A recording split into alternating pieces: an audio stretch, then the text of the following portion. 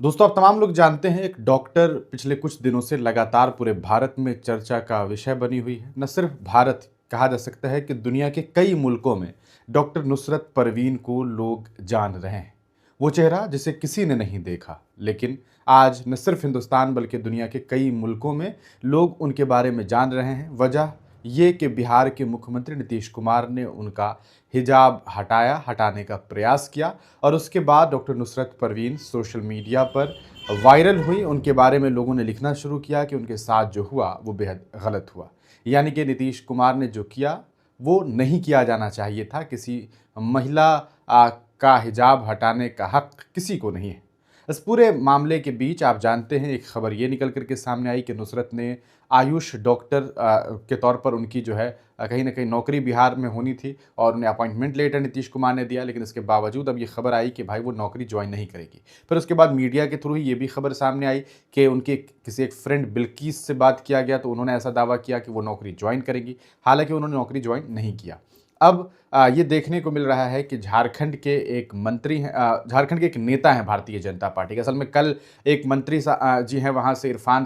अंसारी साहब, उन्होंने एक बड़ा ऐलान किया। उन्होंने कहा कि झारखंड सरकार जो है वो नुसरत को नौकरी देगी और ऐसी वैसी नौकरी नहीं बल्कि महीने का 3 लाख रुपये सैलरी दिया जाएगा, परमानेंट सरकारी नौकरी दी जाएगी, उन्हें एक कहा सकता है घर दिया जाएगा, आवास दिया जाएगा, सम्मान दिया जाएगा, उनके रहने सहने का इंतज़ाम बेहतरीन किया जाएगा, उनकी सिक्योरिटी का ख्याल रखा जाएगा, उनके जो रिलीजियस राइट्स हैं उनका ख्याल रखा जाएगा। तो ये एक बड़ा ऑफर एक सरकार के मंत्री के द्वारा दिया गया। अब उस पूरे प्रकरण में भारतीय जनता पार्टी के नेता हैं झारखंड से, उन्होंने एक बड़ा दावा कर दिया है और कहीं ना कहीं सीधे तौर पर नुसरत को आतंकवादियों के साथ जो है वो जोड़ने का प्रयास किया है और उनका कनेक्शन जो है वो आतंक की गतिविधि से जोड़ा है। आप तमाम लोग जानते हैं पिछले दिनों देश की राजधानी दिल्ली से एक बेहद दुखद खबर सामने आई थी, जब लाल किले के बेहद करीब में 500 मीटर की दूरी पर एक ब्लास्ट हुआ, कार में ब्लास्ट हुआ और उस ब्लास्ट की खबर ने सोशल मीडिया पर खूब कहीं ना कहीं आपने सोशल मीडिया पर देखा होगा कि उस ब्लास्ट के बाद कई लोगों की गिरफ्तारियां हुई, जिनमें खास करके डॉक्टर्स थे। लेकिन आपको ये भी मालूम होना चाहिए कि उनमें जितने डॉक्टर्स थे उसमें ज़्यादातर डॉक्टर्स को बाद में रिहा कर दिया गया प्रशासन के द्वारा, ये कहते हुए कि भाई कोई पर्याप्त सबूत नहीं मिले, कोई बातचीत के दौरान कोई ऐसा प्रूफ नहीं मिला कि ये लोग इसमें इन्वॉल्व हैं, जिसमें कई डॉक्टर्स थे, कई लोग थे। उनमें एक नाम अब नुसरत का जब ज़बरदस्ती जो है वो जोड़ा जा रहा है। ये आप जो तस्वीर देख रहे हैं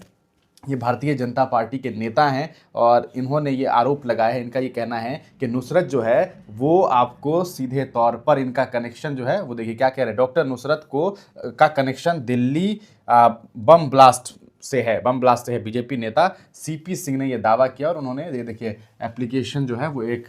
दिया है और उसमें उन्होंने बताया थाना प्रभारी को और उसमें उन्होंने ये शक जाहिर किया है कि भाई ये जो मोहतरमा हैं डॉक्टर, उन्होंने उनका जो लिंक है वो आतंकवादी हमला से है, आतंक की गतिविधि से है। तो इस तरह का एक बड़ा आरोप लगा दिया गया